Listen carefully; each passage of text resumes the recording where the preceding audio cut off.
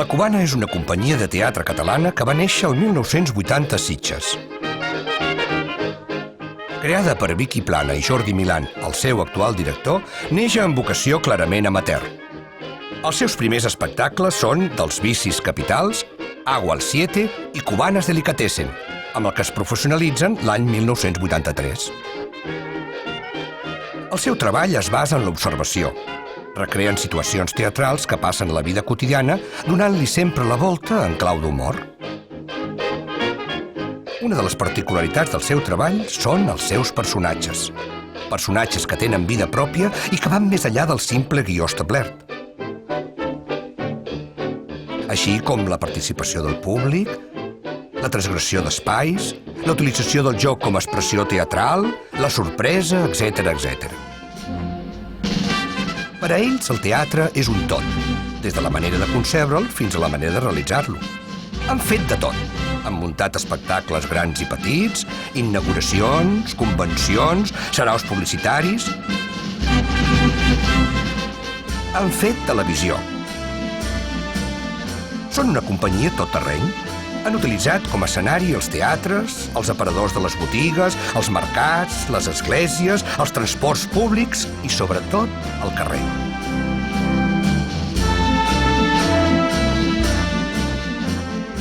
El carrer és la seva font d'inspiració principal, la seva escola. Fou el lloc on van aprendre.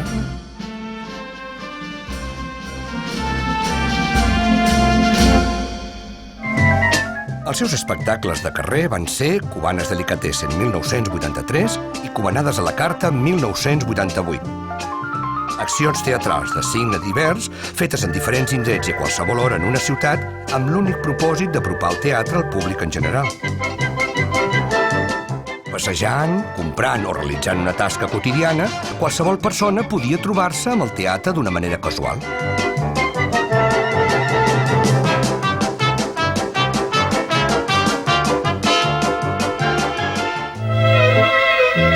Qualsevol escenari podia ser vàlid. Per exemple, els aparadors de les botigues. Per la Cubana, els aparadors sempre han estat com petits escenaris posats a peu de carrer on els vianants s'aturen per veure un article exposat i es converteixen en espectadors ocasionals. I on, un dia, sense més, troben en lloc d'articles una obra d'art especial.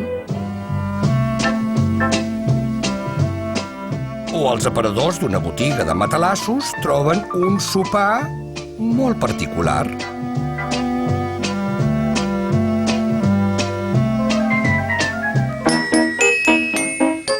O els aparadors d'una palateria, uns autòmats que de tan perfectes semblen reals.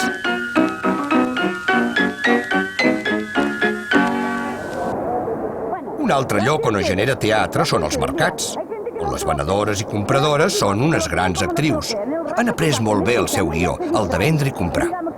Què passaria si enmig d'aquestes parades de verdura, carn o peix s'instal·lés una parada de pedres macrobiòtiques? Hay piedra de Villamayor para si tienes que hacer algún arreglo casero, para limpiar sartenes.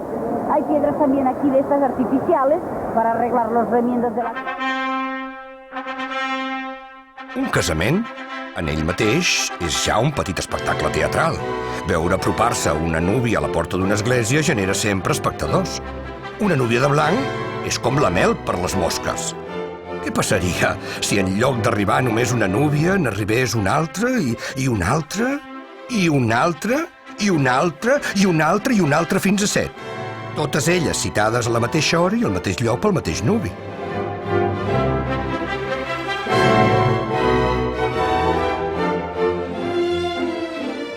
La necessitat és un tema seriós, però la picaresca de pidolar té molt de divertit i també de teatral.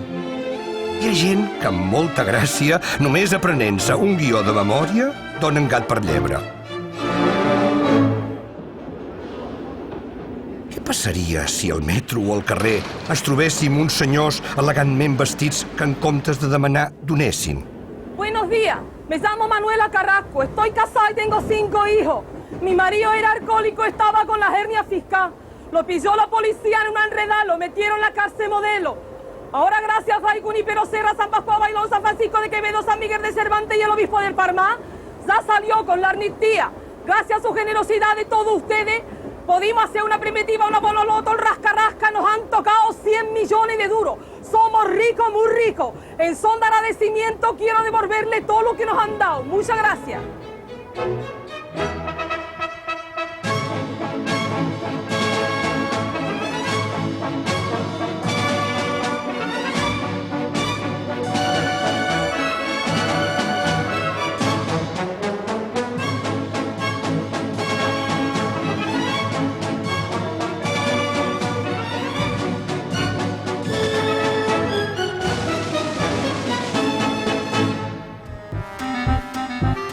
El carrer és per ell mateix un gran escenari i el que hi passa un espectacle.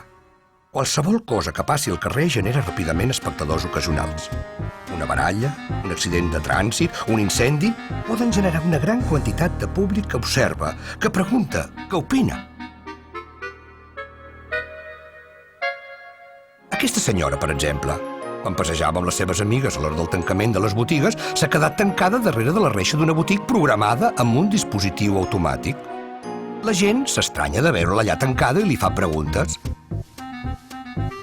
Tothom dona la seva opinió. Li donen suport.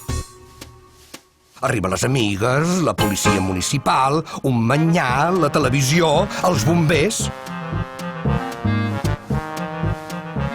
Fan explotar la reixa i rescaten a la senyora. Tot ha acabat.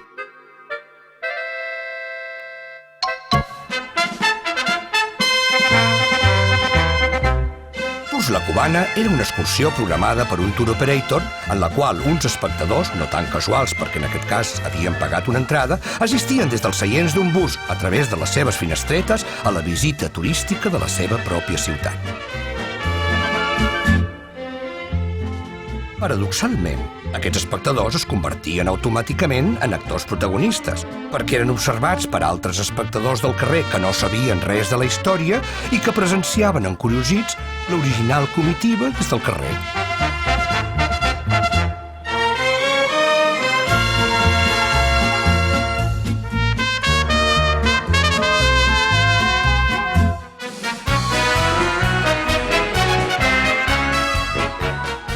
Organitzar un rècord Guinness d'inflament col·lectiu de globus pot generar un públic ansiós d'aconseguir per la seva ciutat un guardó tan preuat. Al final, es diu la veritat i tots participen patant l'esforç col·lectiu realitzat.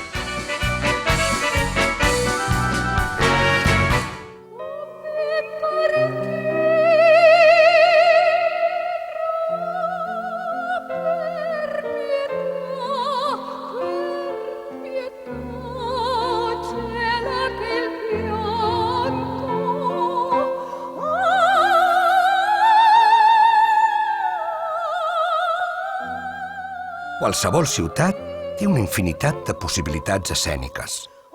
Qualsevol possibilitat té una gran quantitat de lectures. I com és natural, cada lectura té infinitat d'interpretacions. Aquesta gran quantitat d'interpretacions és allò que motiva la cubana a fer teatre al carrer.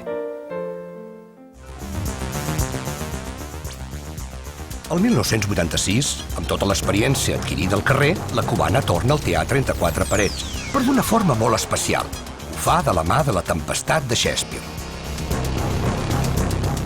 Els eixos principals de l'espectacle són la necessitat de trencar amb la convenció teatral a partir del joc, la descodificació escènica dels espais convencionals d'un teatre i, amb la participació del públic i l'acceptació de l'absurd, la creació d'una nova realitat teatral.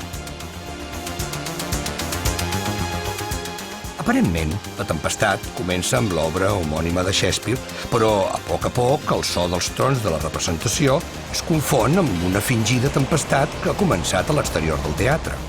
Una gota freda inesperada que ha provocat el caos a la ciutat obliga a suspendre la funció i, tot seguit, a posar en marxa una teatral situació d'emergència. Es crea una gran operació de salvament. Al públic se li dona un impermeable, se l'aixeca del pati de butaques i se li fa un curset accelerat de salvament. Se l'ensenya a nedar, se ensenya a remar, a perdre els nervis i a relaxar-se, i també se li dona la possibilitat de confessar-se amb un capellà o, si ho desitja, de casar-se in articulo mortis. El públic va d'una banda a l'altra del teatre. Pot veure a través de les portes i finestres com el carrer plou torrencialment i pot veure la televisió que informa constantment de la catàstrofe. Al final, tots són rescatats per un modern exèrcit de protecció civil i conduïts al carrer, on els espectadors, després de passar a sota la pluja, poden veure com els actors utilitzen tota la maquinària escenogràfica d'una tempesta. No vuelvas a mi lado al fin, buscaré en tu mirada. El 1989 estrenen Come el Coco Negro, teatre dins el teatre, un homenatge als còmics ambulants, una mirada tendra a un món en extinció. Y al mirarme dirás, quiéreme, y mis ojos dirán, bésame, que tus besos me harán loca decir si tu amor es verdad. Mírame, para hacerme feliz. Mírame, para hacerme soñar. Una companyia de revistes interpreta números de Music Hall. Per una equivocació, l'espectacle ha començat una hora abans de l'anunciada. Si tu amor es verdad. El públic arriba tard. L'espectacle acaba i el veritable argument comença amb el desmuntatge de la companyia que ha de marxar ràpidament cap a un altre lloc. El públic es resisteix i els actors, ja amb roba de treball, no els queda altre remei que desmuntar i empaquetar els seus trastos.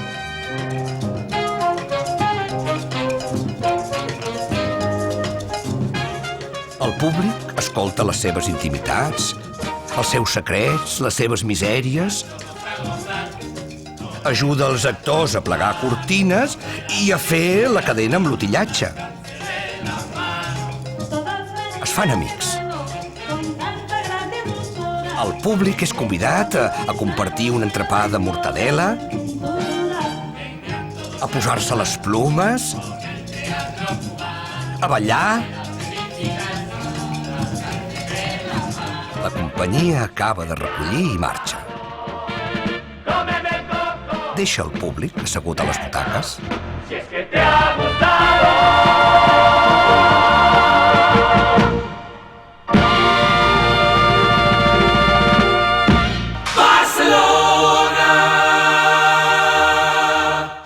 El 1992, per encàrrec del Festival Olímpic de les Arts i durant les Olimpiades de Barcelona, s'estrena Cubana Marathon Dancing, amb 100 persones a escena. Només es representa durant les Olimpiades. És una marató de ball amb orquestra inclosa, un espectacle de participació, una paròdia de la marató de la vida.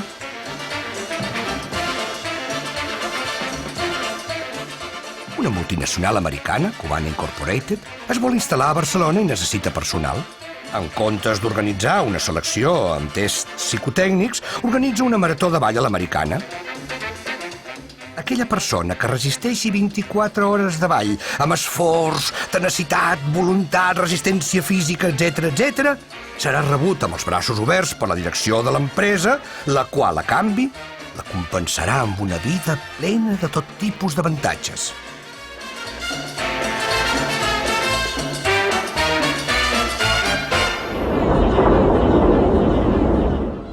Al final, Déu intervé. Comença per a tots una nova marató.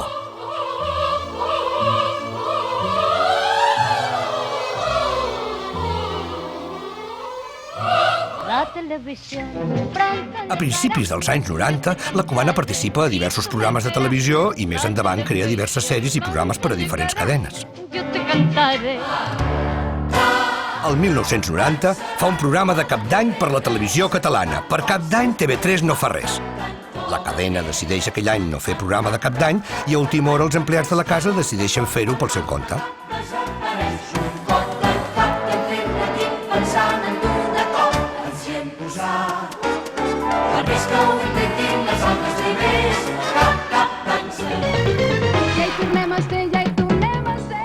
Els Grau, el 1991.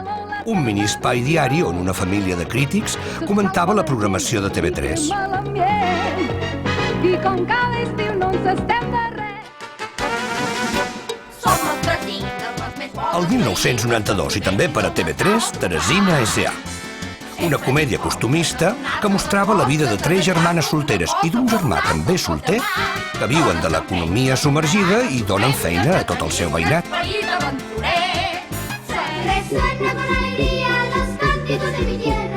El 1994 i per televisió espanyola, Telecena. Retransmissió en directe del sopar de Nadal d'una família espanyola escollida a l'atzar.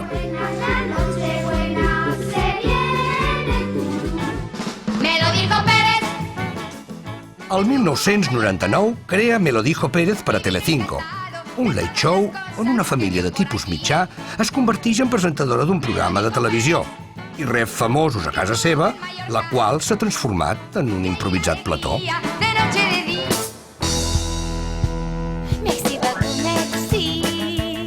El 1994 s'estrena al Teatre Tívoli de Barcelona Cegada de Amor.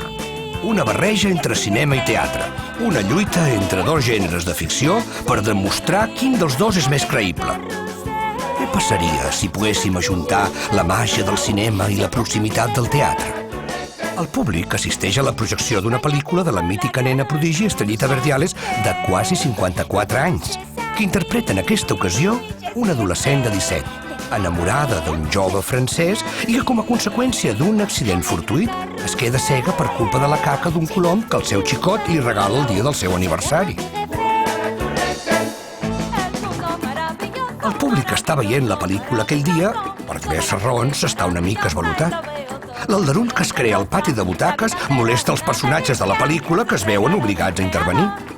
Ràpidament es creen 2 guions paral·lels que s'acaben fonent en un de sol quan inesperadament els personatges de la pel·lícula surten de la pantalla i es barregen entre el públic i alhora el públic entra dins la pantalla i es barreja també amb els personatges de la pel·lícula. L'argument va canviant a mida que avancen els esdeveniments, fins que a la fi, amb l'ajut de tots, la pel·lícula acaba amb un final feliç.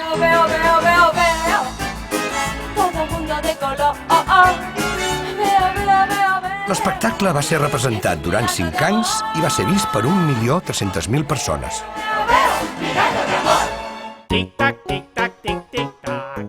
A finals de 1999, en el canvi de mil·lenni, el CCCB els encarrega una exposició espectacle anomenada Equipatge pel 2000, més de pressa, més de pressa. Es tracta d'ajuntar en un mateix espai, de 2.000 metres quadrats, 2 llenguatges diferents, el teatral i l'expositiu. Al vestíbul del CCCB s'instal·la una exposició d'invents del segle XX. Al públic se li fa una pregunta. Quin invent s'emportaria vostè al 2000 si només pogués emportar-se'n un? El públic escull un invent. Aleshores se li dona una maleta amb l'invent escollit i comencen un recorregut. Al cap d'una estona se'ls fa reflexionar. Tots els invents que han triat, a banda de servir per cobrir necessitats immediates, van ser creats per guanyar temps, per lluitar contra el temps o per retenir el temps. Allò que han triat, doncs, és el temps. D'això parla l'exposició, de la necessitat de tenir temps. El públic visita diversos espais ambientats amb diferents escenografies animades per actors en els quals se'ls fa reflexionar sobre el que és estar apressats pel temps, guanyar temps, entendre el concepte el temps és diner, perdre el temps o fins i tot retenir el temps. Al final, visiten la secció Patir el temps, on el públic ja estressat assisteix a la consulta d'un psiquiatre que els cura i els relaxa estirats en un divan. Els fa veure que porten la seva malaltia dins la maleta que han arrossegat durant tot el recorregut. El temps. I què és el temps, els hi diu? A l'interior de la maleta hi ha una petita caixa transparent buida. El públic la treu i la toca. Allò és el temps. No res. El públic relaxat surt de l'exposició. Aleshores se li fa una altra pregunta inquietant. Està segur d'emportar-se el temps cap a l'any 2000? No sé cómo, ni cuándo, ni dónde. El 2001 s'estrena al Teatre Tívoli de Barcelona Una nit d'òpera. Una organització anomenada Òpera a l'Abast, aprofitant l'avinentesa que el Gran Teatre de l'Òpera representa en Aida de Verdi, organitza una campanya per promoure l'òpera entre la gent del carrer. El públic ha comprat la seva entrada, comprada a preu de teatre, i quan arriba a la porta principal del teatre no pot entrar. Aquella entrada és de les barates, només és vàlida per entrar per la part del darrere. El públic va cap a la porta del darrere. Al final arriba una hipotètica platea tota coberta de llençols amb aspecte de ser poc utilitzada. És una sala que dona a la part del darrere de l'escenari. La platea principal està a l'altre costat i és ocupada per un altre tipus de públic. Pel preu que han pagat, s'hauran de conformar amb veure l'òpera des del darrere. El públic protesta i vol marxar. Els empleats del teatre, maquinistes, electricistes, assistents, etc., els convencen que no ho facin, que es quedin allà i gaudeixin de l'espectacle tal i com ells ho fan cada nit. No només aprendran què és l'òpera, sinó que gaudiran d'un altre espectacle insòlit i interessant. El públic decideix quedar-se i segueix l'espectacle a través de les escletxes que deixen els decorats i per unes pantalles gegants que permeten veure l'òpera per la part del davant. Poden veure com s'utilitzen els trucs teatrals i com pugen i baixen els decorats. Aquell dia, a la funció hi ha problemes i les coses es compliquen. Els empleats demanen ajuda al públic, que participa fent del que pot, de soldat egipci, de sacerdot i fins i tot de cantant d'òpera.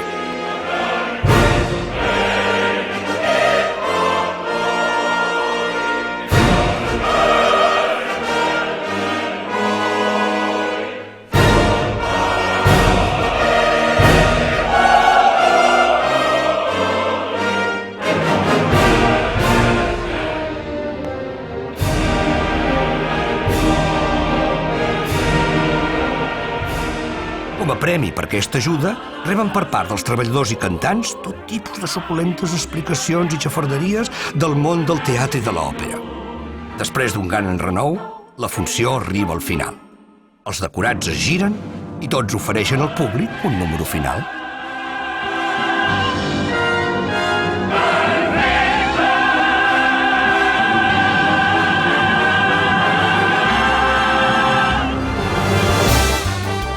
Mamà quiero ser famoso, Mami I wanna be famous, s'estrena el novembre del 2003 a Alacant i pretén ser una divertida anàlisi de la bogeria i obsessió de certes persones per ser famoses i convertir-se en personatges mediàtics peti qui peti sense tenir en compte cap tipus d'esforç personal o artístic. Mamà quiero ser famoso és un programa de televisió que la cadena britànica CBN TV retransmet per a tota Europa des de fa més de 30 anys a la cerca de famosos. Després de tants anys i de tants programes, a la cadena se li han exhaurit les assistències de famosos. Després de donar moltes voltes per Europa i a punt de fer un salt al tercer món a la cerca de més famosos, descobreixen el nostre país, on troben un ric jaciment de gent amb vocació de famós.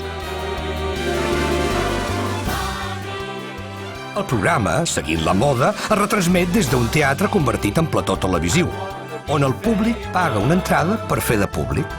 Se li dona un número i opten a convertir-se en famós per un dia i aconseguir després la fama per sempre. Mamà quiero ser famoso fa també un repàs a tot allò que fa part del món de la fama. Els famosos sense motiu per ser-ho, els fabricants de fama, els nens prodigi, els famosos d'ayer, de hoy, de mañana i de siempre, els tertulians, els periodistes de la premsa del cor, els friquis, etc. En definitiva, un repàs a tot allò que comporta exercir la vanitat d'una manera desmesurada, traient el nas per la televisió.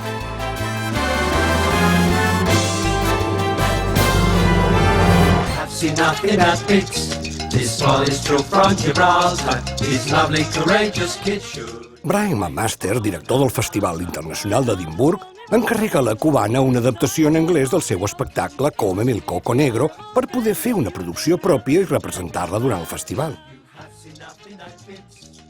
Nuts Coconuts, tal com es titula l'espectacle en anglès, el dirigeix Jordi Milán i l'interpreten actors de parla anglesa. La producció es crea i s'assaja a Barcelona sota la supervisió artística de la cubana.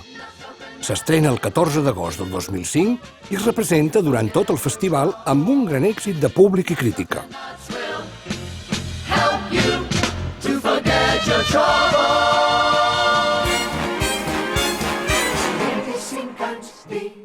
El 2005 la cubana compleix 25 anys. Per celebrar-ho, organitza una gira per tot l'estat amb una reposició de Cómeme el Coco Negro i una gran festa espectacle d'un sol dia per la seva gent, fent un repàs a la història de la companyia i on hi participen totes les persones que han passat per la cubana. Durant aquesta època, també organitzen un homenatge al Paral·lel i al mestre Juan de la Prada, on hi participen diferents artistes del món del music-hall.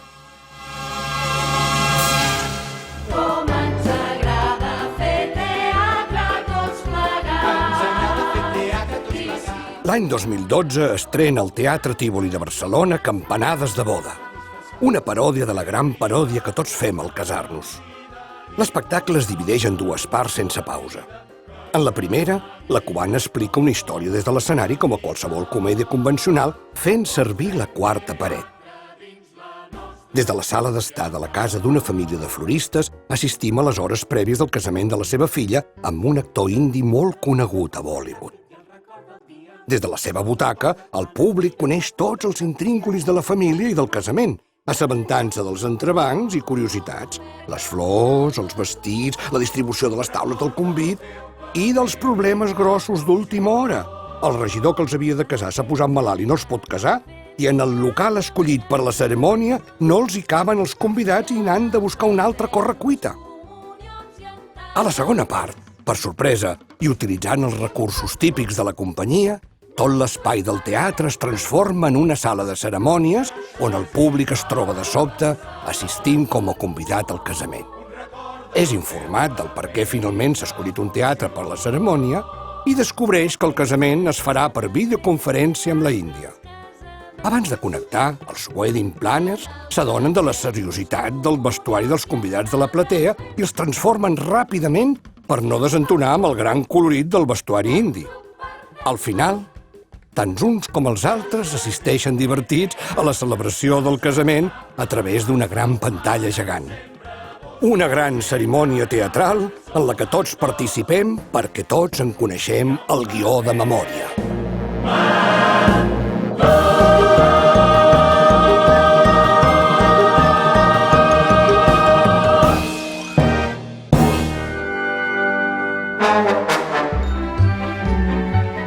L'any 2016, la cubana agafa un sainet de Santiago Rossinyol per adaptar-lo i fer-ne un musical molt ambiciós. Una excusa per explicar l'enganyifa i la màgia del teatre i també la forma de treballar de la companyia. La representació comença amb tota normalitat. Una interrupció tècnica fa que el públic s'assabenti que està assistint a una funció prèvia abans de l'estrena en un teatre molt més important. La companyia encara està assajant i els queden molts retocs abans de l'estrena. La voluntat de la cubana és que el seu públic fidel de tota la vida vegi aquests assajos per donar-los indicacions i orientar-los a resoldre els dubtes que tenen. Durant l'espectacle se succeeixen una sèrie d'incidents que obliguen a tallar la representació diversos cops. El públic hi participa opinant i prenent-ne part per acabar dirigint l'espectacle. Després de tants talls, la situació es fa insostenible i es veuen obligats a aturar definitivament la representació i a demanar al públic que torni un altre dia quan l'espectacle estigui llest. Per agrair-los el gest d'haver vingut, els ofereixen el número final.